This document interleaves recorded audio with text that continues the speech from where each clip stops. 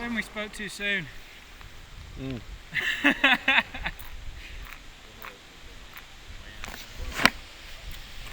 About what? This morning I asked Dave how his back was. He says it's been fine till now, and then he knocked on wood. Clearly it wasn't high quality wood. It's that MDF stuff. Goddamn IKEA.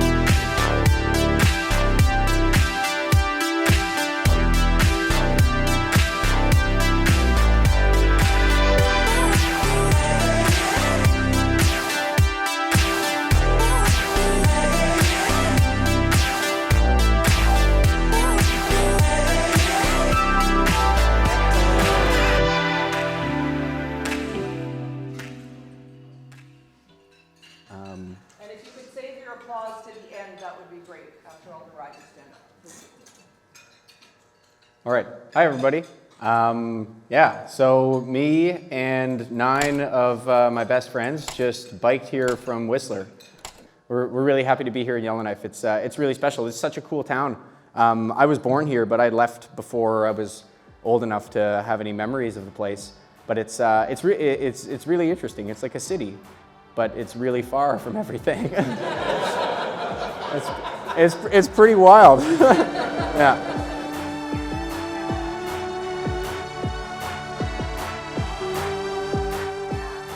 It started at our house Saturday morning on May 25th, the first day. I was 30.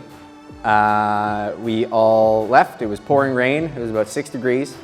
And we rode to Pemberton, where there was a mountain bike race called the NIMBY 50.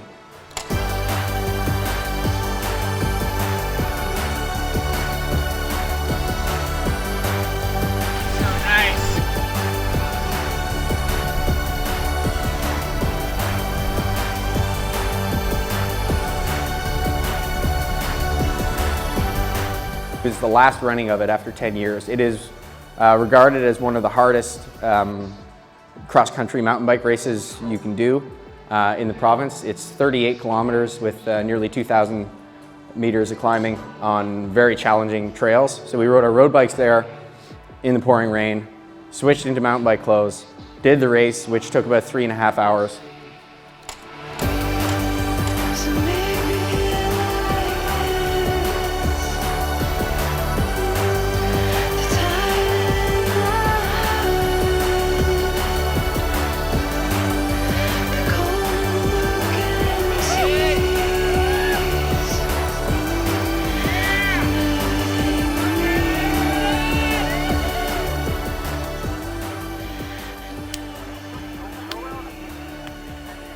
You guys have done the hardest part.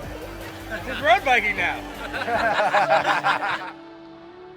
Got back on our road bikes, changed gear again, and then climbed up the Duffy Lakes Road, which is an hour and a half of consistent climbing on about a 10% grade. It was really hard.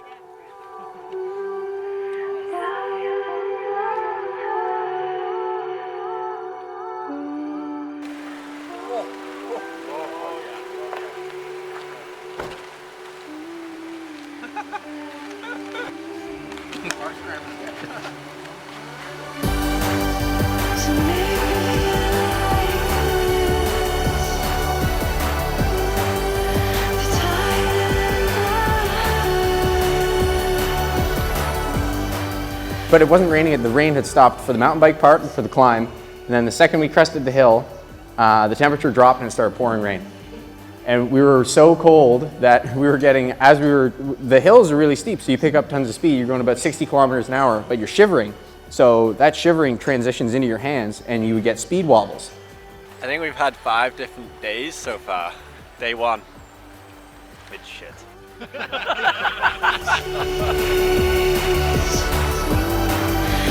And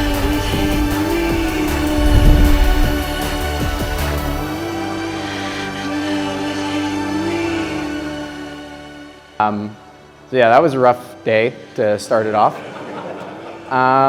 As we got into Lillooet, the weather changed. Hell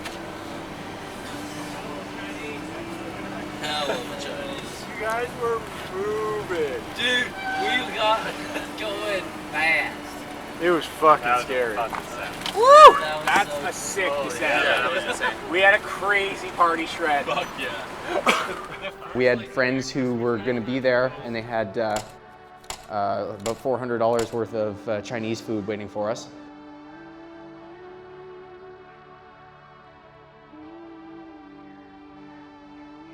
The second day was, before the trip planned, the second day was, we all agreed to be the hardest.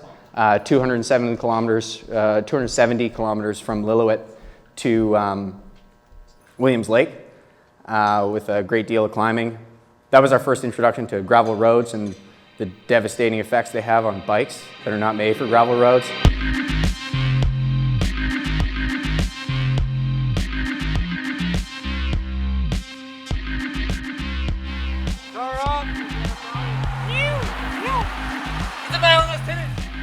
Here we are in the middle of a shitty fucking climb, taking off layers so that we can get suntans.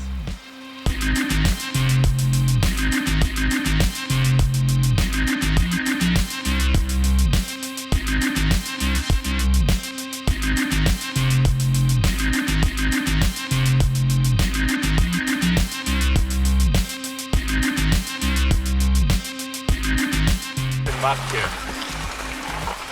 My road bike doesn't go in the muck too well.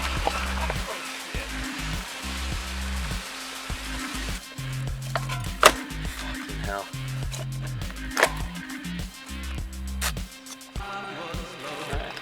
Up we go. You, how's the shortcut going? Yeah, trust it to be my idea and then I struggled with it. Sick. Let's do it.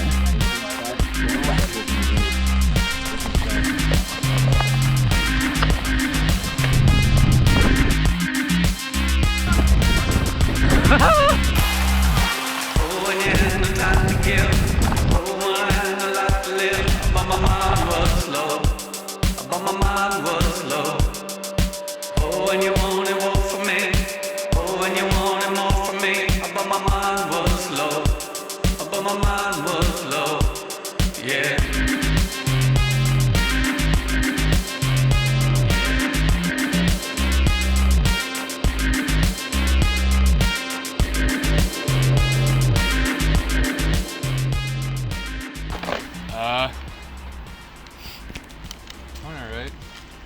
I should have eaten after lunch a little more. You did not eat anything? I ate a bit, just a lot of sugar, and yeah, just couldn't really keep up the pace.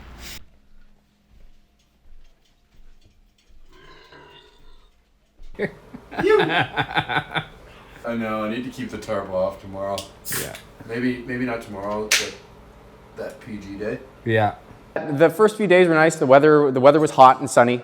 But then, and as we got better and faster, we sort of plugged away. We're like, okay, yeah, we can do this. 200 kilometers a day on nice pavement. It's fairly easy.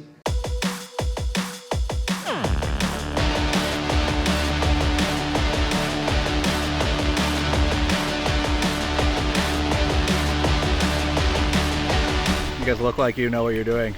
Road biking Well, now. we're trying now. Well, it takes a couple of days to work out the kinks, you know. Takes a couple days to master road biking. Yeah, the new day it's done. It's easy. I'm gonna retire after this. Go out on the top. So he was the most experienced cyclist as far as road cycling goes. We're all mountain bikers, know nothing about road biking. So having Hugh was really important for us to actually be able to accomplish the lofty goals that we set for each day on the road.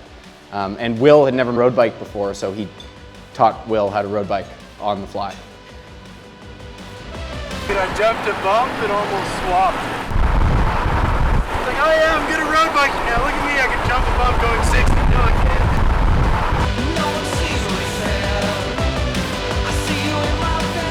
Getting closer. Tomorrow's our rest day. small 198K, or 180K, whatever it is.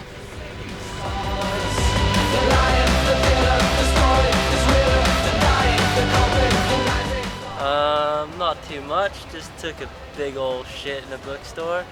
It was sweet. Had to shit for the last 40 kilometers. Got told I looked funny. Not much else.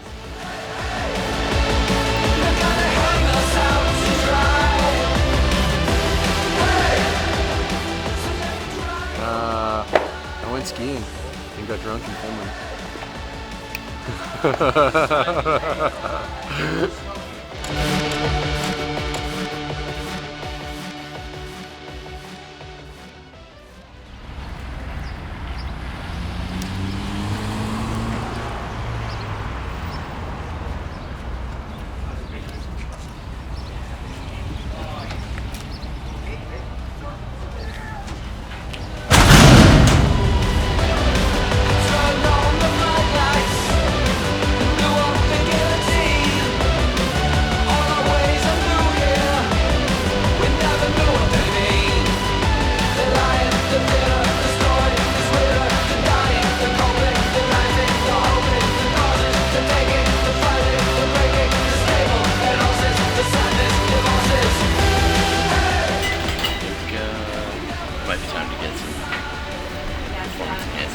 Substances, mainly tequila and cigarettes. What kind of smoke should we buy? Cigarettes are delicious. You guys are just fucking stupid. You guys let the media tell you what to do with your lives.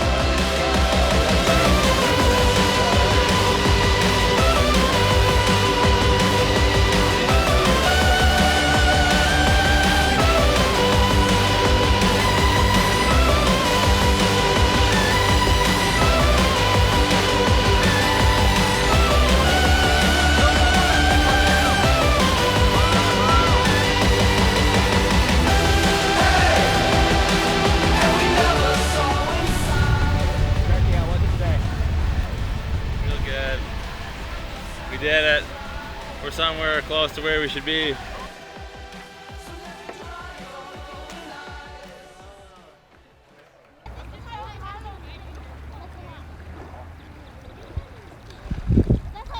We shut down that, like shut down the whatever tarmac without the ceiling, like the ceiling. So it's just like a fucking, it's just that round, it's just like rowdy bits all stuck together. So you can't. It'd be like riding in the shittiest shoulder we've seen already for however long it takes. And we've got the whole day. The whole time. For 4 days. No, more than 4 days. It's 1,400 kilometers this week. Yeah. Yeah, it is. Holy shit. It's a week riding. I mean, the other way is going to be... Either way, it's, 6 big days of riding.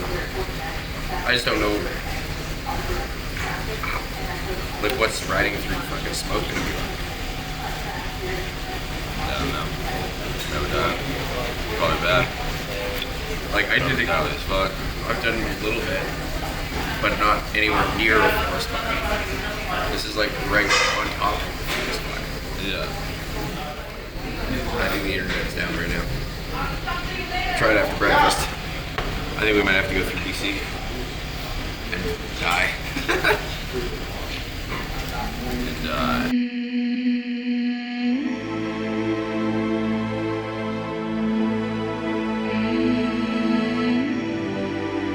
But then when we got to Dawson Creek and had to divert north, we started to question things a little bit. We are in Fort St. John, British Columbia. We were supposed to be on our way in Alberta today, but Alberta's on fire. So all the highways are, well, the one highway we wanted to take and the secondary highway that we were going to use as a detour are both closed.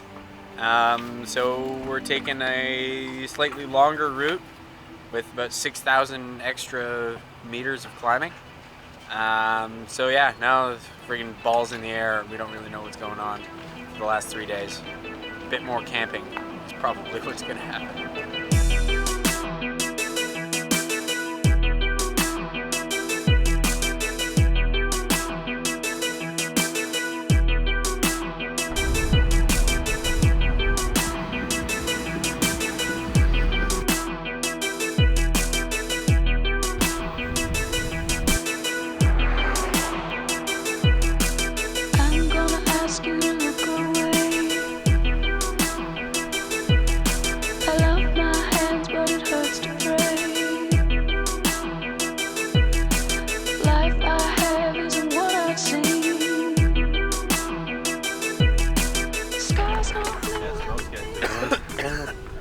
Someone give me a dart.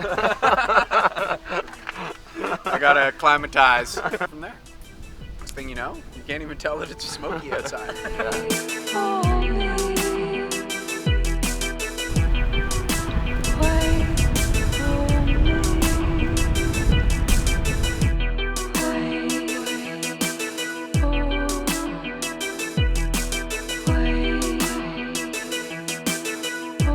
Fort Nelson.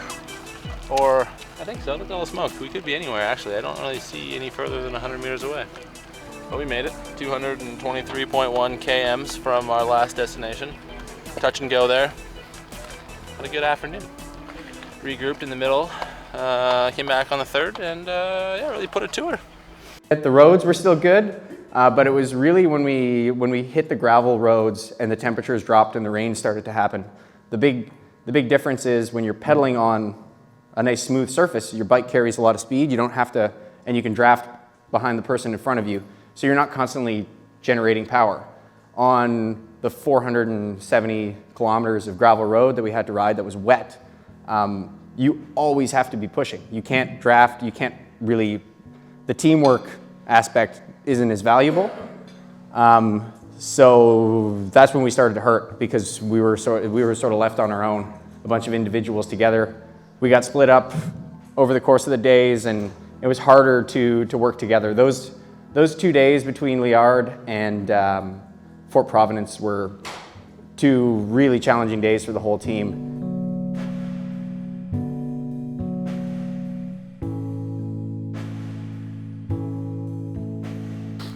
They can't keep the pace that we're doing. Yeah. Like Dave was with us for a while. As soon as we hit a slight incline, he was like, "Good riding with you guys." Like they know. Yeah. Right now I'm okay, but if it gets any colder, I don't physically have enough body fat. Is there another jacket? I would put my puppy on, but yeah, do that. I don't want to get it wet. The reality is it's going to be about 4 degrees and pouring rain between midnight and 4 a.m. So if we get everything wet now, we'll have nothing dry to stay warm later. That might not be the worst time to sleep if it's that cold though. Yeah, that's what I was just thinking. Our game plan is just to paddle to keep warm. That's what we've been doing. As opposed to sleeping? Is it cold out now? No, like just today. Like when we stopped earlier, we were all fucking freezing after that stop. So that's why we kind of gunned it to warm back up.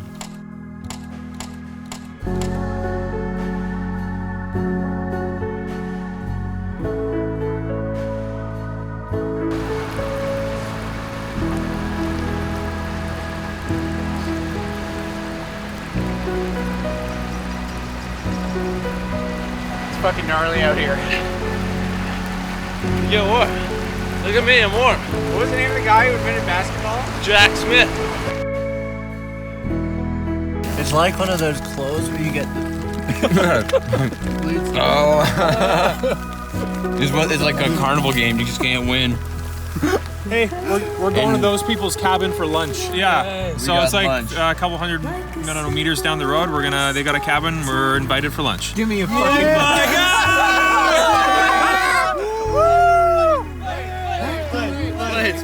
Plates. We spend our days together. High and full of everything. When we knew it was over. When the summer turned to spring. Just like all the words we said. Everyone say warming hat. Warming hat. Does it mean nothing? Does it mean nothing? All the words we said, all the time we spent. Does it mean nothing? Does it mean nothing? That was a fucking day.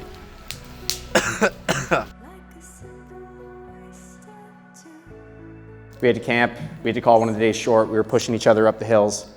The before last day was from the night we camped to Fort Providence, 280 kilometers on mostly gravel. It rained almost all day. Alex almost got hypothermia. We all almost got hypothermia.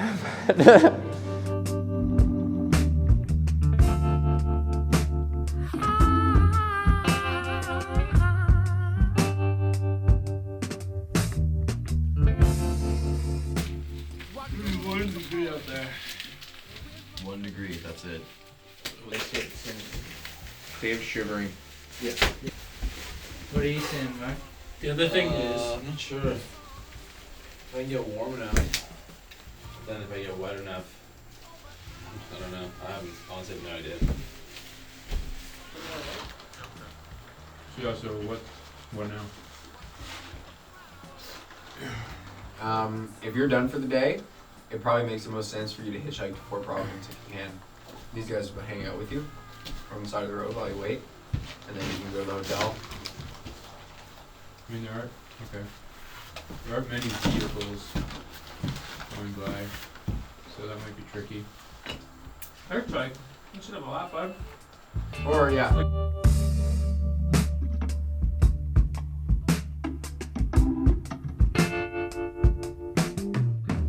Day 10, the bonus day. How was it, Quinn?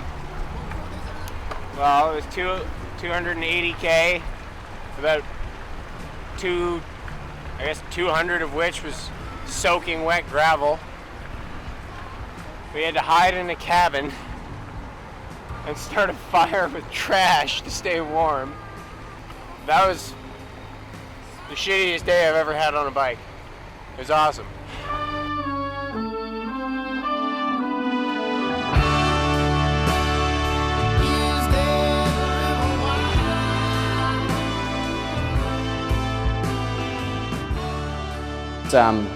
Yeah, that was a really challenging day. We all got into Fort Providence, and we got a good night's, well, we got 5 hours of sleep, and then we had to ride the 317 kilometers from Fort Providence to Yellowknife in the worst weather we've had so far. So that morning, the 6 of us who were up and ready and fit and healthy enough to do the ride did it, and that was Hugh and I were talking about it, by far the hardest day I've ever had on a bicycle. Nearby MTech digital onto the camera on its roof, giving you a live feed and showing every time a train passes through the crossing. Their staff show on average 38 trains cross that section every Basically, day. are you going to make Most of the traffic delays last around 5 minutes, but recently one delay was more than 17.5 minutes. And last week, MTech says the train blocked the intersection like it sucks because everybody's put in a big effort to make it here. It's absurd. But like on the nose, he can't make it, which is why he's not trying. Relationship with that yeah. So kept an eye all morning long on the train. I think we scared it away. I didn't see one this morning at all. So interesting.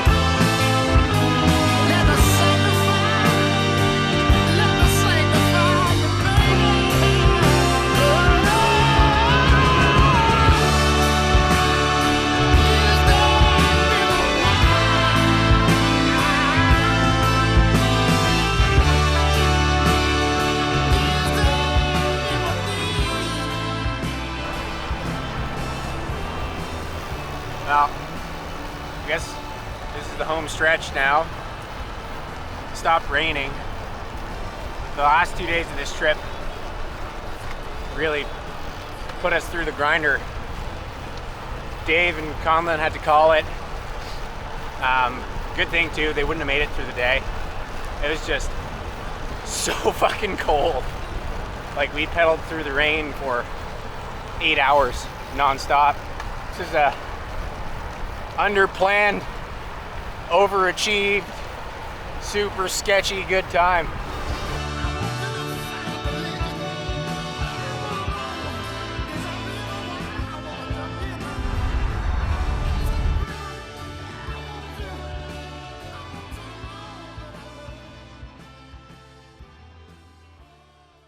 The new route added over 300 kilometers and an additional 6,000 meters of elevation gain coming through BC.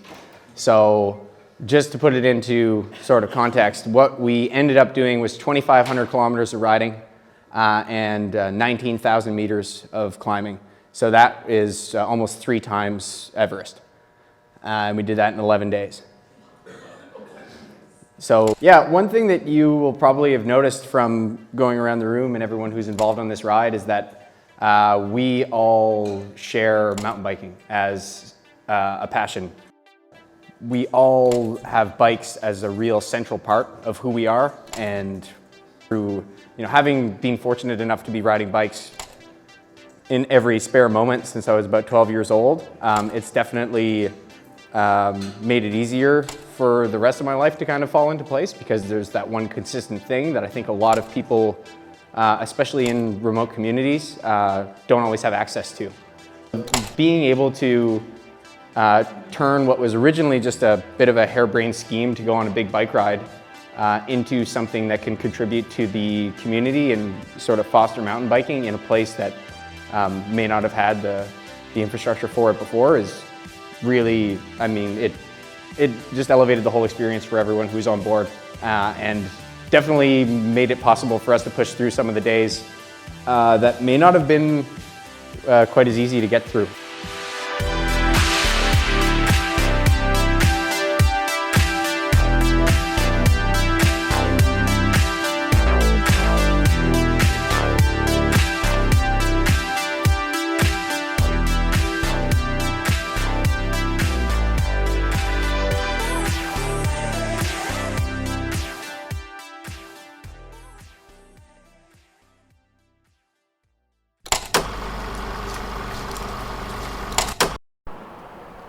I had to pee really bad, and then I pooped a little. It's really hard in the morning when you don't know if you have to shit or piss or fart or all. It was all.